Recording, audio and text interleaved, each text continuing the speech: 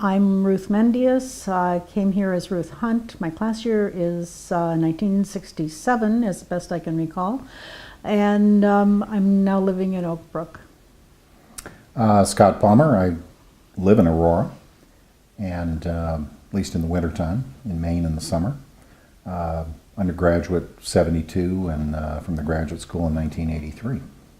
It was, it was a very different time. That would have been, 1968,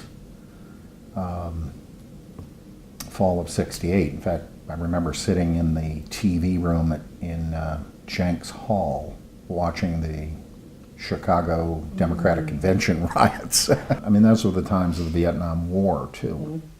And, we had, readings of the names of people killed. I remember we had I don't know what specifically, whether it was the Kent State shooting or I don't know what prompted it, but we had a prayer vigil on the steps of the Thornton Gym. Time when people were burning cars and whatever, we were praying. So we may have been protesting, but it was a prayer. Yeah, it was prayer. I always say that the value of a liberal arts education is the ability to think through a problem and solve it. I may not know the answer to the question, but I know where to go to get it. It's a lot easier now than it used to be, but still. The values, I think, people who worked here lived the values. Jerry Richardson and Orrin Singletary, who was the treasurer, and Jim Crimmy, I believe in my heart, knew the name of every student on campus. They knew who they were and recognized them, always spoke to them. That was back in the day when those three men knew every single thing there was to know about this institution, be it financial, be it alumni, be it faculty, what was being taught. And I keep thinking, what an amazing set of people these were, that they had this body of knowledge. They ran this institution with grace, with dignity, and it was a family. It really was a family. I think that those are, I was thinking of Dean Thomas, too. Absolutely, yeah. These were people, he was the sort of the chaplain, I guess. And he was the Dean of Men. Oh, the Dean of Men, Dean of Men, and Dorothy was the Dean of... He passed away. Those of us who knew him fairly well would go over and sit with him, through the night at the hospital on shifts and everything. In fact, I remember one night,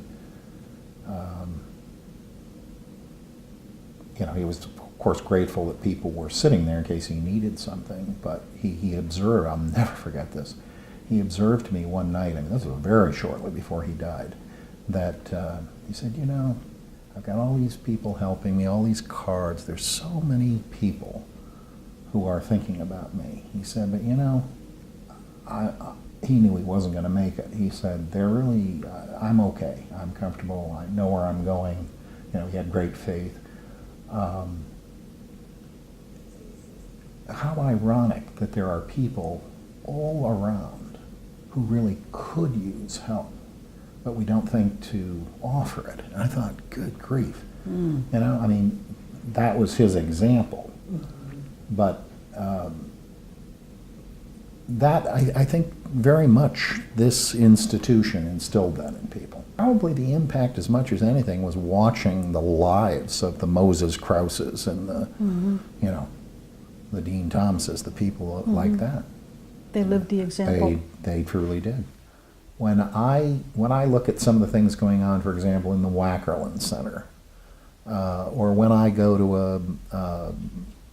an athletic event on the campus, off to the lacrosse game to have people sitting around me trying to explain what that game's all about. I can still see this relationship between professors and staff and the students that is very reminiscent of, the way Ken Mullen, Bono took us under their wings and so forth. There still is a lot of that, and that's a wonderful thing to see, that even in a bigger place, that personal attention, that personal interest. It's still a community. It is.